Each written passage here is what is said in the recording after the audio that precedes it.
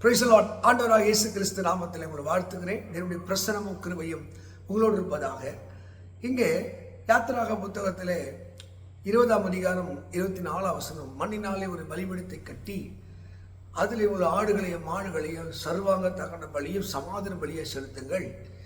என் நாமும் பிரஸ்தாப பண்ணும் எந்த இடத்தில் வந்து நான் அவர்களை ஆசீர்வதிப்பேன். இப்போ மனிதன் இறைவனிடத்திலிருந்து ஆசீர்வாதத்தை பெறுவதற்கு அவர்களுக்கு ஆண்டவருடைய நாமத்தை குறித்த ஒரு மகத்துவத்தை குறித்த ஒரு அறிவு நமக்கு இருக்க வேண்டும். பல இடத்துல எங்கெல்லாம் தேவனுடைய நாமத்தை மகிழ்படுத்தினார்களோ ஸ்தோத்தரித்தார்களோ அங்கே அவர் இறங்கி வந்திருக்கிறார். எங்கெல்லாம் துதியும் ஸ்தோத்திரம் உண்மையாக செலுத்த அங்கே இறங்கி வந்திருக்கிறார். நீங்கள் மத்திய 15 படிக்கும்போது இந்த ஜனங்கள் உதடுகளால் என்கிட்ட சேர்கிறார்கள், இதயம் தூரமாக இருக்கிறது. சம்டைம் சத்தம் மட்டும் கொடுக்குறோம், நம்முடைய ஆவி நம்முடைய ஆத்மா தேவனிடத்தில் சேரவில்லை. அவருக்கு தெரியல என் நாமம் எந்த இடத்துல ரெக்கார்ட் ஆகுதோ, பதிவு செய்யப்படுதோ, பிரஸ்தாபம் பண்ணப்படுகிறதோ, துதித்து உயர்த்துகிறார்களோ, நான் அந்த கூட்டத்தை நான் ஆசீர்வதிக்கிறேன். அப்போ தெய்வத்தினுடைய ஆசீர்வாதங்கள் பெறணும். அப்போ இங்க எந்த மாதிரியான மகிமை அவர் செலுத்துறீங்க, எந்த மாதிரி ஸ்தோத்திரங்களை செலுத்துறீங்க? 2 நாளாகும் 7:14 சொல்கிறீங்க, என் நாமம் தரிக்கப்பட்ட என் ஜனங்கள் அப்படின்றாரு. என் நாமம் தரிக்கப்பட்ட ஜனங்கள், கர்த்தருடைய நாமத்தை தொழுது கொள்கிறவன் எவனும் ரட்சிக்கப்படுவான். இங்கே சொல்லுது சங்கீதம் 91:14, அவன் என் நாமத்தை அறிந்திருக்கிறவனாலே நான் அவனை உயர்ந்த அடைக்கல வைப்பேன். அருமையானங்களே, அறிந்திருக்கிறது வேற, தரித்து கொள்கிறது வேற. ஆனால் அந்த நாமத்தினுடைய மேன்மையை அறிந்து அதை புகழ்ந்து பாடுகிறது தான் அது உச்சபட்சமாக இருக்கிறது. நாம் தேவனுடைய நாமத்தை பாட்டினாலே புகழலாம், சாட்சினாலே புகழலாம், இல்லை ஒருவர் சம்பாசிக்கும் போது புகழலாம். அப்படி தெய்வத்தினுடைய மகத்துவத்தை நாம் சொல்லுகிற போது தான் அங்கே விடுதலை வருகிறது. நிறைய பேர் அவர் நாமத்தை அறிகிற அறிவு கம்மியாக இருக்குங்க, அவர் உணர்கிற உணர்வு கம்மியாக இருக்குது. இன்றைக்கு உங்கள் வாழ்க்கையில் ஒரு வெற்றி நீங்கள் பார்க்க வேண்டும், ஜெயத்தை பார்க்க வேண்டும் என்றால் அந்த மகத்துவமுள்ள நாமத்தை நாம் மகிழ்ப்படுத்துவதற்கு, அந்த மகத்துவமுள்ள நாமத்தை துதிப்பதற்கு நமக்கு அந்த அறிவும் ஞானமும் சரியாக இருந்தால் நம்ம வாழ்வு துக்கமும் துயரமும் கண்ணீர் இருக்காது. நம்ம பரிசுத்த வேதத்தில் நீங்கள் அப்போஸ்தலர் 16ஆம் அதிகாரத்தை நீங்கள் படிங்க. அங்கே அடித்து காயப்படுத்தப்பட்ட அந்த பவுலும் சீலாவும் ஒரு காரியத்தை செய்கிறாங்க.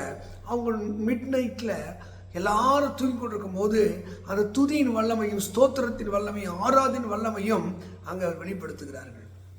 அங்கே துதி பாடி ஸ்தோத்திரம் பண்ணி ஆராதிக்கும் போது தெய்வத்தினுடைய அக்னி, தெய்வத்தினுடைய வல்லம் இறங்கி அஸ்திவாரங்களை அசைத்தது. ஒருவேளை உங்கள் வாழ்க்கையில் கடன் என்ற அந்த நிலையில் இருக்கலாம், வியாதியின் நிலையில் இருக்கலாம், பிசாசு தொந்தரவுல இருக்கலாம்.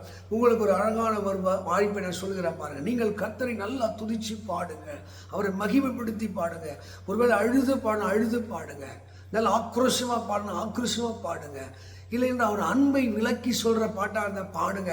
நீங்கள் ஆண்டவரை மகிமைப்படுத்த கற்று எந்த ஸ்தானத்திலே அவருடைய நாமம் பிரஸ்தாப பண்ணப்படும் அங்கே அவர் இறங்கி வருகிறார்.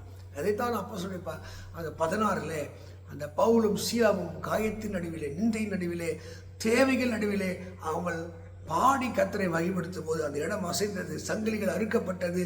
அவங்க எதற்காக அந்த ஊழிய வாசல் திறக்கப்பட்டது. ஊழிய வாசல் திறக்கப்பட வேண்டுமா? அவங்க குடும்ப அதிசயம் நடக்க வேண்டுமா? இதுவரைக்கும் கட்டப்பட்ட கட்டில் விடுவிக்கப்பட வேண்டுமா? கர்த்தரை நீங்கள் நல்லா துதிக்கிற ஆளாக இருந்தீங்கல்ல, பாடுற ஆளாக இருந்தீங்கல்ல, பாட்டில் எழுதுகிற ஆளாக ஏன் நிறுத்திட்டீங்க? ஆமென். கர்த்தரை துதித்து பாருங்கள். கர்த்தரை துதித்தலே இன்பமும் ஏற்றுதல் சங்கீதக்காரர் சொல்கிறார். அவர் துதித்தலே இன்பமும் ஏற்றுதமாக இருக்கிறது. இவர் சொல்றாருங்க, நீ மீட்டுக்கொண்டு உதடுகளும் அது கம்பீரத்து பாடுன்னு சொல்றாரு. சங்கீதம் 102 படிக்கும்போது அந்த ஆராதனை ஸ்தோத்திரம் எப்படி இருக்கணுமா? அங்கே மகிழ்ச்சியோடு கர்த்தருக்கு ஆராதனை செய்து ஆண்டவரே சொல்லுகிறார். யாத்திராகத்தில் நீங்கள் 20 வசனத்தில், யாத்திராகம் 9:1 போய் பார்வனிடத்தில் கேள், என் ஜனங்களை ஆராதிக்க விடு. பார்வனை போல உலகம், செல்போன், மனிதர்கள், தேவையில்லாத காட்சிகள், வேலைகள் ஒருவேளை தேவனுக்கு கொடுக்க வேண்டிய ஆராதனை கணத்தை தடுக்கிறதா இருந்தால் சொல்லுங்க, ஆண்டவரே இதிலிருந்து எனக்கு விடுதலை தர கேளுங்க, அவர்கிட்டயே கேளுங்க. உங்களை விடுதலை செய்து கர்த்தர் ஆசீர்வதிப்பார்.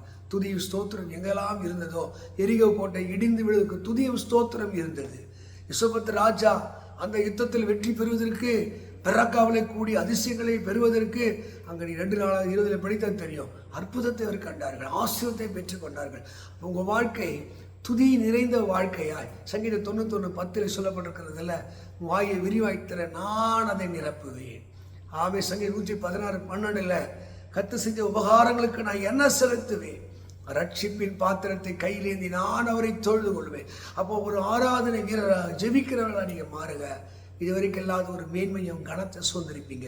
கர்த்தருடைய ஆசீர்வாதம் நீங்கள் பெற வேண்டும் என்றால், உயர்வை பெற வேண்டும் என்றால், அவர் நாமத்தை பிரஸ்தாப பண்ணுங்கள், அவர் நாமத்தை துதித்து பாடுங்கள், அவர் நாமத்துக்குரிய சாட்சியை பகிருங்கள், அவர் நாமத்தை குறித்த பிரசங்கத்தை பண்ணுங்கள். கர்த்தர் உங்களை ஆசீர்வதிப்பார். இந்த யாத்திராக 20-24 படி தேவன் உங்களை இடங்கொள்ளாமல் போக மட்டும் ஆசீர்வதித்து உங்களை காக்க கடவர். God bless you. God bless you.